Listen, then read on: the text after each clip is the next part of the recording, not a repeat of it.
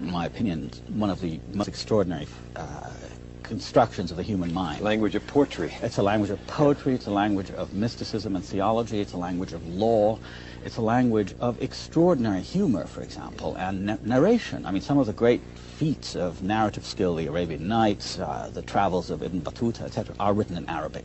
So there's that. It's also one of the great religions of the world, which is in Arabic. I mean, the Quran is the word of God in the Arabic language. The language is that of all the Arabs. There's a lingua franca, which is amazingly alive.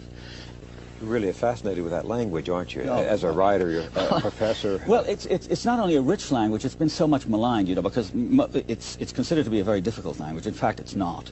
But it's characterized, it's interesting, a lot of the attacks and the cultural attacks on the Arabs focus on the language that's considered to be a language of violence, of bombast, of sort of awful pretentiousness. It isn't, in fact. It's a very flexible, athletic language from athletic? which athletic, oh, fantastically. Can do many things. Many things. Greek. Exactly. Most of the great classics of the Greeks came, the scientific classics, the logical classics, the works of Aristotle, came to the West through Arabic translations. I mean, that's how they were known. So that sense of the language unites us, because it's a language of religion, it's a language of everyday life, it's a language of courtship, it's a language of society.